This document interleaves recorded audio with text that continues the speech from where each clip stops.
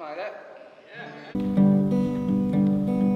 Roll your boat, roll your boat down the stream with me tonight. 'Cause I can't swim, well I can't swim, and I know that the water's cold as ice. But as long as the hummingbirds they stay on high alert, and as long as the dogwoods grow, well, it must be summertime and the grass is cut in a perfect line. And the sky is gold. Sing to me, sing to me, cherry lips. I am the lead singer, guitar player, and pretty much everything in the band Adventures with Vultures.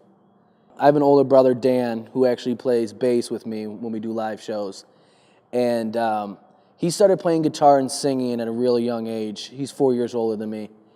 And I remember watching him play guitar and singing, and all the girls loved my older brother. You know, they were always just like, you know, your brother's so cute, he plays guitar and sing, I love him. I'm like, dude, I got to get in this music.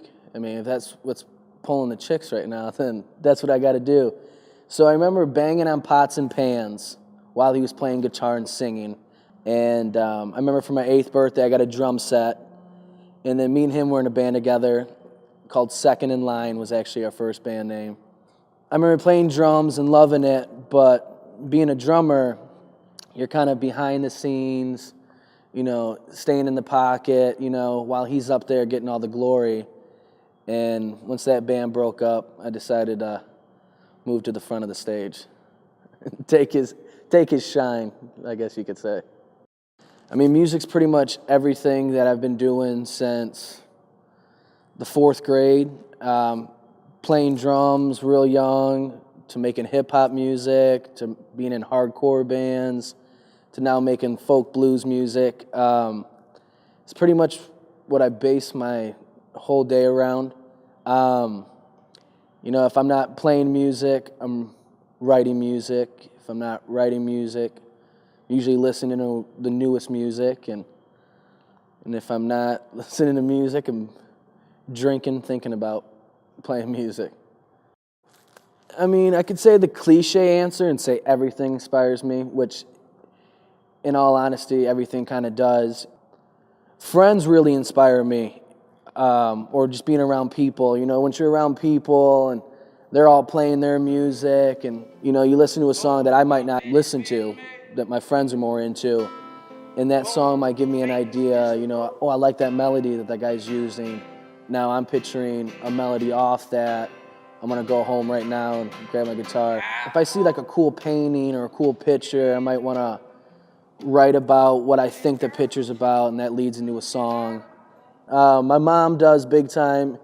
She's kind of on my ass to be, you know, you got to make some songs, man. This is the go time, and you can't just sit down on the songs you have and keep playing the same tunes. Keep it fresh, keep new stuff going. So she inspires me to, well, she actually kind of motivates me to get going with new stuff. Well, I grew up, well, I still live in Plymouth, which is about 25 minutes away from the city. And, you know, growing up, everybody talks about, to make it in music, you got to go to LA. You got to go to New York. You got to go to Nashville. You know, you need to get out to these big meccas, and that's where you break it. But then if you go out to LA or New York, you run into people who've been bussing tables for 15 years. Oh, I still want to be a musician. You know, they're going to a place, they're trying to be they're becoming a small fish in a big pond. Where in Detroit, I feel like the scene's starting to rebuild. Might as well join the rebuild and be a part of the original fish in the pond to kind of bring it back up. And Detroit Institute of Music Education, where I'm getting my bachelor's degree in songwriting, really made me more in love with Detroit. Especially the fact, growing up in the suburban areas, you know, you only come down to Detroit for Tigers games, Lions games, you know, Red Wings games.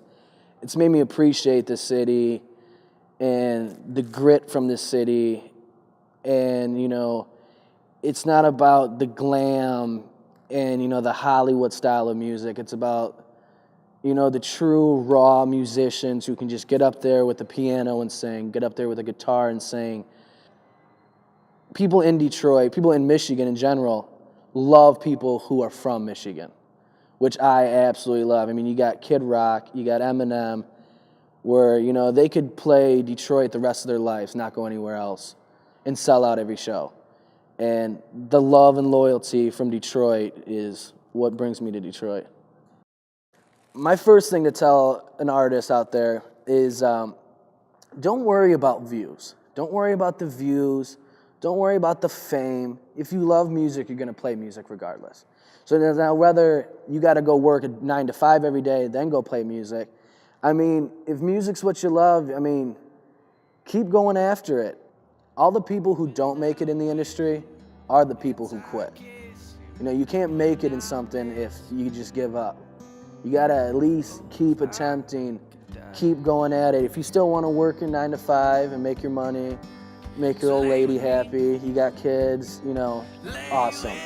But if the content's good and the music's good, man, keep doing what you love and the rest will follow.